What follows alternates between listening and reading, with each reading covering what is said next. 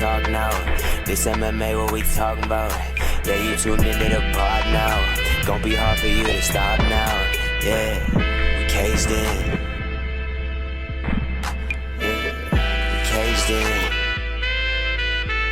Yeah, we caged in. Welcome back to another episode of Caged In. I'm your host, Chris DiCarlo. Got a very special guest making his return to the show. It's my man, Jiggy, Julian Connerton. How we doing today, brother? Good, big dog. How are you? I'm doing good, man. I'm glad to have you back on the show. It's been a minute.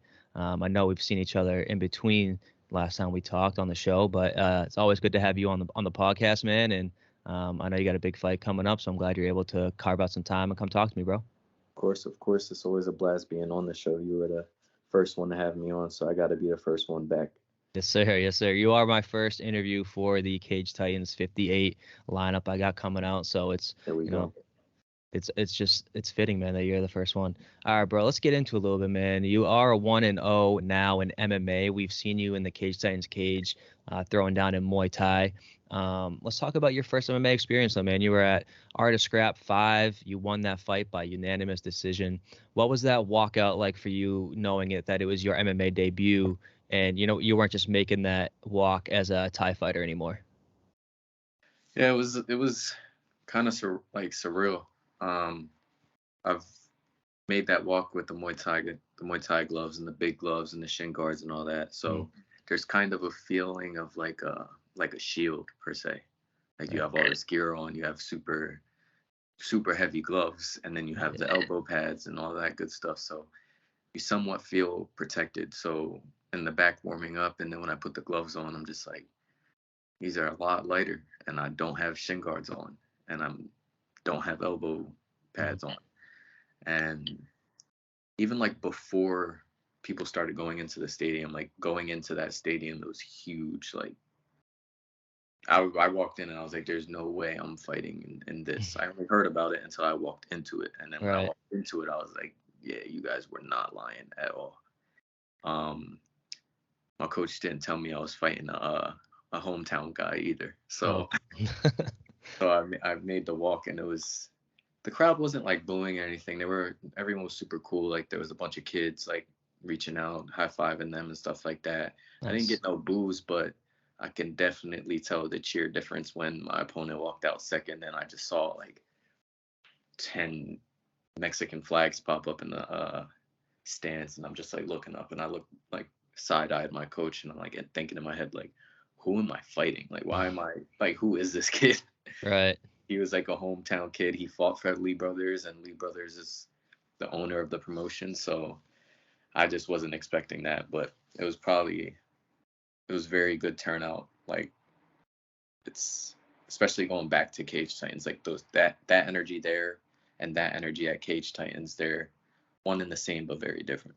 For sure, man. Overall, how'd you feel your performance was in your MMA debut? You ended up getting the W by unanimous decision, which is always good. You also ended up winning Fight of the Night on that card. But if you can give yourself a performance grade on your performance in your debut, what would you give yourself? I give it a C plus B minus. And to explain why, it's kind of hard. We're all our biggest critics, and rewatching the fight, I did things well, and I feel like I did everything in an average manner. Like when I picture myself fighting, I picture myself doing things that I know I'm capable of. Right. And there was something that maybe it was the crowd, maybe it was the traveling, maybe it was something different, but there was like that oomph was like missing. Like, right. But everything was, I was technical. I threw kicks, and that was the game plan. I showed off my grappling a little bit, but I felt a little sloppy, and I'm glad to get a second chance at that and come out with pistons as hands. For sure, man. Let's talk about your camp. I know they're a big part of your journey and your MMA journey.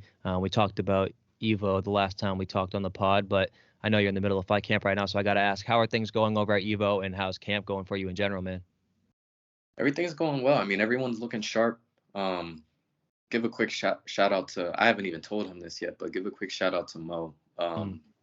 we all went to watch Mo fight for Combat FC, and he put on a performance that we all knew he was capable of, but when we watched it, it was something like, it was just beautiful, man. Right. And he put on such a performance in the striking aspect of things that literally the next day in training, we had team training the next morning, and everyone started to like technically think before they threw their strikes. I just saw everyone's mind working and everyone like picking their shots and waiting to see what whoever they're sparring against throws and then throwing a counter. Like, the game plan for Mo was to not be heavy hitter, smoke everybody Mo, but to be technical and let the knockout come to him. And the kid he fought was tough as shit. Yeah, for sure. But watching him put on that beautiful technical fight, it just leveled everyone up. So I'm excited for these next weeks coming up, and everyone's looking really, really good. Yeah, you guys got a few guys coming out for Cage Titans 58. What's the lineup looking like for Evo fighters? I think I know we got Mo. I know I'm on there. Mm-hmm. I know Lindsay's on there. Mm-hmm. I know Teddy is fighting for the 35 belt. Okay. Um, Is Tyler coming out? he's fighting on Saturday in Vermont for Danny Brook, and with all health given, Right. he will. Tyler, he'll be out there For sure.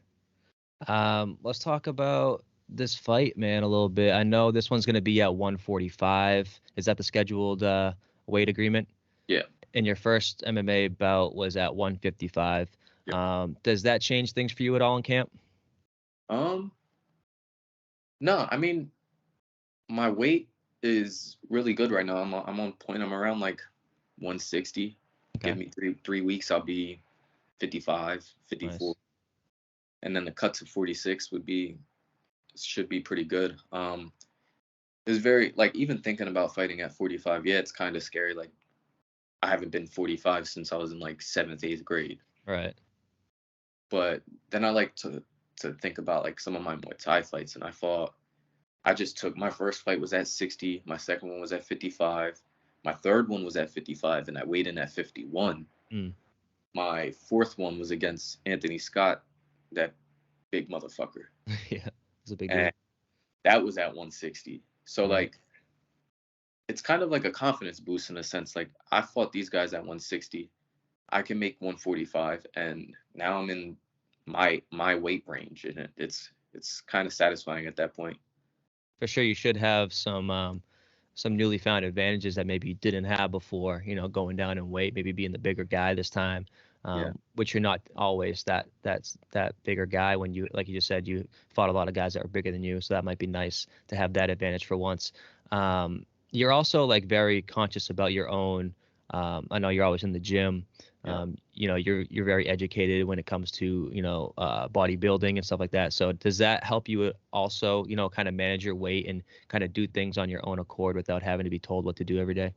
Yeah, for sure. I mean, there's a bunch of people who, and all kinds of different gyms, that do the whole weight management thing differently. Like, some of them can wait till the week of and cut 10, 15 pounds, but right.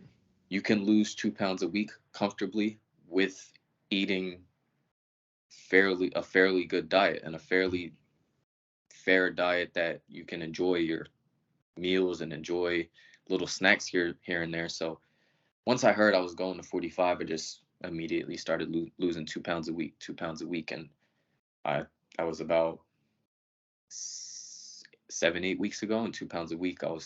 After vacation, I came back, I was like 68. 3 weeks later, I'm at 60 now. Yeah, hell yeah. 61. So it's just going to keep going down. For sure. How are you feeling mentally? I know we talked about you physically, man. How's the mental game feeling in camp so far? The mental it's good. I took a little break after the Indiana fight, just to see family and stuff, because all my family lives in Jersey. So traveling back and forth, and then going in the fight camp, and then it's a lot. Right. But the break was good. It was needed. Fighting started to become like really common, because there was like a point in start of my career, I was going 2 weeks, 2 weeks, 2 weeks, and it just seemed to be normal. And I started to like drift away from like, oh, this is a fight. Like Right. this is an actual fight, and there's a lot more on the line than just fighting and fighting and fighting and fighting. Like it's the way I look at it, and the break kind of like propelled me back into that mindset. Like now I'm hungry, man. I'm Yeah. really hungry. Hell yeah, man. I love to hear it, bro. All right, man. Let's talk about Cage Titans 58. I know you got a fight announcement for us, man. I'm gonna let you do the honors, man. What you got for us? We'll be fighting. Sorry if I pronounce his name wrong. I think his name is Salvi Munoz. I was luckily I was there to watch his scrap against, I don't know the guy's name, but I Mhm. was there. It was the same night Tyler fought, Lindsay fought, and Sean fought.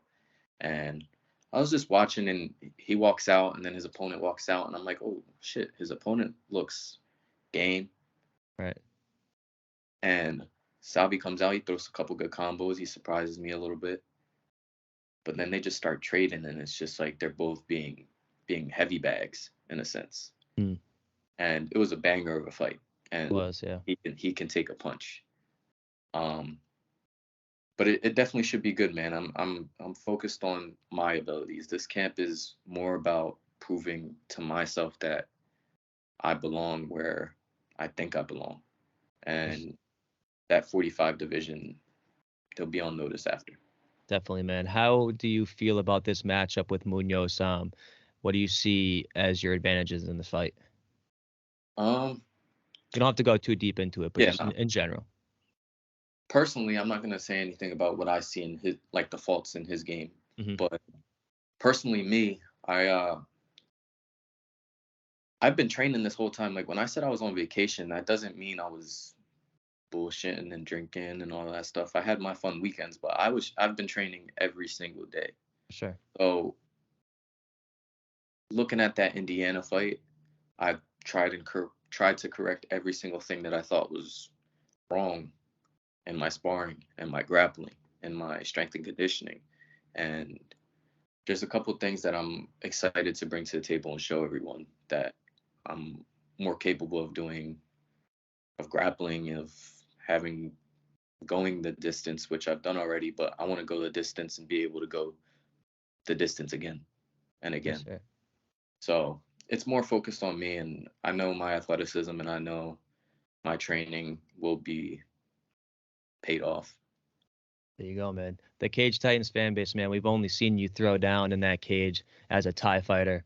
How excited are you to now show that fan base at Plymouth Memorial Hall a different side of you? Yeah, that's it's I'm excited. I'm really excited. The Muay Thai stuff, it was fun, and it was really fun. It was Mm. more of like practice to me. Like I knew I wanted to go MMA, so me doing Muay Thai was all just like the practice reps, getting used to the crowd, getting used to looking at my coach in the middle of rounds and talking to him and Right. taking what he says into account. And I don't know if the fans or the other fighters were thinking that I was just a Thai fighter, Hmm. and they were just like, "Oh, he's a good Thai fighter. Yeah, he's this, and that." But I'm excited to show that I'm a full martial artist, and I don't just have striking. There's a lot more to worry about when it comes to fighting me. For sure, man. I know that you've been putting in the work to take that Thai experience, mix that in with what you guys have been doing over at Evo, and compile this full MMA game that you're now excited to show off. You showed it off a little bit in your first fight, and I'm now excited to be able to witness it in person for your second one on March 18th. Man, it's gonna be a good one for sure. Yeah, man, I'm excited. I talked to Mike. I talked to everyone, people at the gym, family, and they're all excited. I took a good 3 month break, but it's time to get back in the swing of things and start to propel my name out there more and more. There you go. We gonna get the any of your boys from back home up here this time? Come on now, you know they come out every time. I'm Hell yeah. trying to get them all to come up, and it's perfect because it's a day card. Like Hmm. they would come up, and by the time I was done fighting, it would be 11 o'clock, and then we'd have to drive back to Maine, and by the time we got back, it'd be like 1 or 2. Right. I mean, in the morning. So now I'm fighting at 12 p.m., which is perfect because we train around that time. We do our hardest sparring sessions at that time. So it's not going to feel any different. But after I'm done, we can make the trip up here and enjoy like each other's company. Oh, for sure. And then are you guys going to stick around for the night card as well? You're going to be in the building? Yeah, no, I'll stick around for a little bit. It's all up to them. It's I'm sure they're going to want to see that fight card is insane. Yeah, it is nuts. So I know me personally, I want to see Giannetti. I want to see all of those other guys fight, and I'll try and convince them to hang around. There you go. Well, you know I'll be in there, so make sure you come find me if you're in the building for sure. Of course. Yes, sir. All right, man. How are you feeling in general, man? What can we expect from you on March 18th? What can you guys expect from me? You know, I always put on a show. That's something that's already expected. But Facts. something new, something that maybe will catch you guys off guard is the versatility. I graded myself a C+, B- in Indiana. And there are minor tweaks in my game that over this span of 3-4 months that I've been training that have been made that will turn that performance into B+, A-.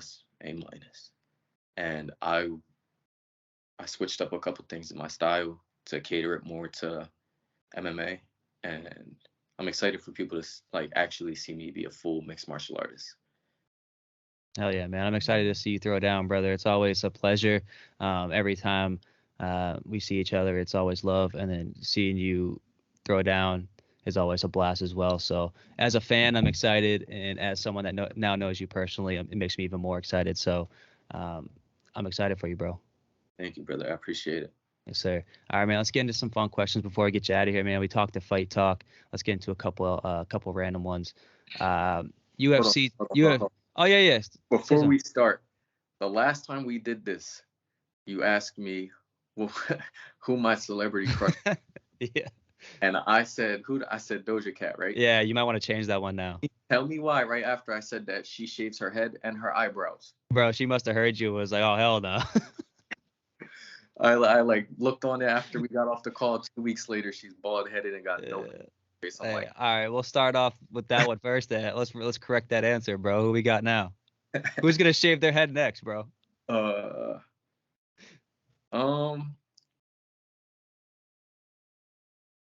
got a girlfriend now. That is true. Hopefully she don't shave her head or her eyebrows. So that's my woman crush. There we go. All right. We'll play it safe. All right. I'll let you get away with it this time. All right, man. March 4th, UFC 285. We got a big heavyweight banger, Jon Jones versus Cyril Gane. You got any opinions on that fight and who you think's gonna win? Oof. Personally, I want to go Jon Jones, but he's been absent for so long, and that doesn't mean he loses any skill, and that doesn't mean he like loses any type of credentials he's already had. We already know what he can do. Right. But I feel like the division, like there's a changing, not even in weight class, like especially he's jumping right into Cyril Gane.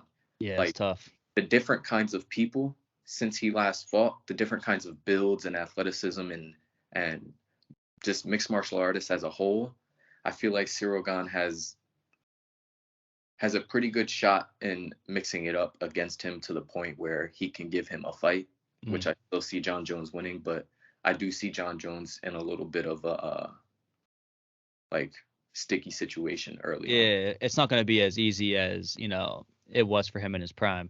No. I agree with you, man. I think, I personally go for Jon Jones as well. I think him winning that heavyweight belt it would be a crazy accomplishment on top of the career that he's already have. And then you mix in the fact that it's Cyril Gane, who is like a new breed of heavyweight that we haven't really seen before. We haven't seen a lot of these heavyweights that are as athletic and as nimble as him and are still pushing like 260 pounds. You know what I mean? So it is going to be interesting to see how Jon Jones handles that test. But, he is, arguably the greatest of all time.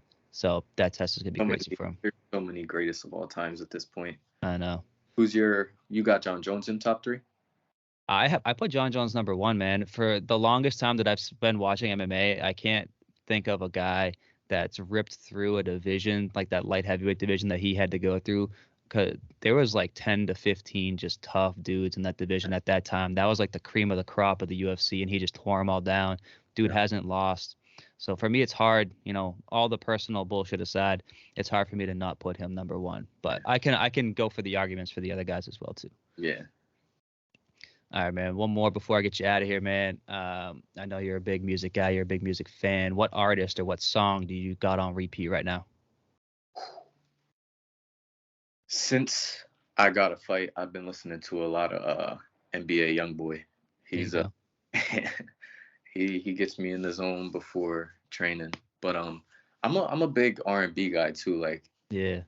Anytime I don't have a reason to like get the nerves up or I listen to rap on the way to the gym and on the way home from the gym, or if I start thinking about the fight, then I start listening to that stuff. But majority throughout my day, I listen to R&B music, old 2000s R&B, 90s R&B.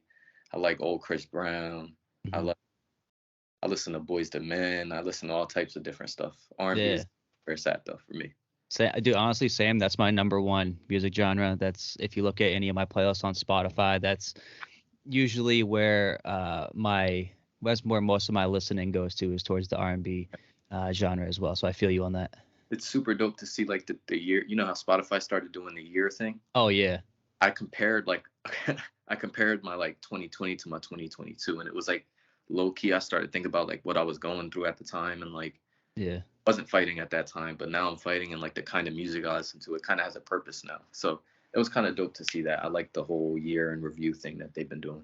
Yeah, for sure. Giveon was my number one at the end of this year, bro. So I was like, I had that album on repeat all year, bro. So I was like, oh, that's no surprise. That's fair. That's a good one. Do you have a walkout song picked out at all, or is that something that you kind of pick out once fight time comes closer? I can always go with the getting jiggy with it. That's my thing. But I promised the guys in Indiana on April 29th that I'll like walk out to that. There you go. So I might switch it up for Cage Titans. I don't know yet. I was also thinking about making putting a little like a sound snippet before the song comes on and making it like its own file, sending it to Andy or whoever. Nice. I don't know. We'll see. There you go, man. I'm excited for whatever it's going to be. You always pick something good, so. Yeah, always. Yes, sir. All right, Julian. Thanks for taking the time out, coming to talk to me, brother. It's always a pleasure every time you come on the show. Before I get you out of here, anything you want to say to the people? To the people, man. There's a lot of them. Obviously, big shout out to Nate Libby, Keegan, CJ, Bruce, Kramer, Tate, all of them guys at Evo are my coaches. A bunch of people that I look up to them in many different kinds of ways. They're more than coaches to me. I'm out here in Maine by myself. Like, I moved away from my family. So like those guys kind of like help me pave my own way. When I'm in a sticky situation, I ask them questions about how they would handle it, and they've paved the way for me. Nice. So obviously my coaches, my teammates, getting me better every day, getting each other better every day. And my sponsors, you, of course. Yes, sir. 2 Fight Bros. Sir. 2 Fight Bros. Big shout out to them. Those guys are dopes, and big shout out to you for putting me onto them. I didn't need to ask them to be sponsors. It was more of just like, oh, look, Jiggy posted he's looking for sponsors. Cash App goes off, and it's just, I was like, nah, these dudes are legit. And I talked to them the same time when I went up to you. I went and talked to them, and we just sat there and chopped it up for like 30 minutes. So shout out to them too. Yeah, they're cool ass dudes, man. I always mix it up with them every time I see them. They're cool. And they're dope. And shout out to my family, man. They're been there for me since day one, and they're still with me, and they still travel up to see me. Yes, sir. Yes, sir. Of course. Gotta always show love to the fam. All right, man. Well, I appreciate you again, man. Thanks for coming on. Best of luck March 18th. Let's make it 2-0, man. Let's put on a show, and I'll see you at the arena for sure. Of course, bro. Thank you for having me, bro. I appreciate you. Of course, man. We'll talk soon. Down for the count and he can't even talk now. This MMA, what we talking about? Yeah, you tuned into the pod now. Gonna be hard for you to stop now. Yeah, we caged in. Yeah, we caged in. Yeah, we caged in.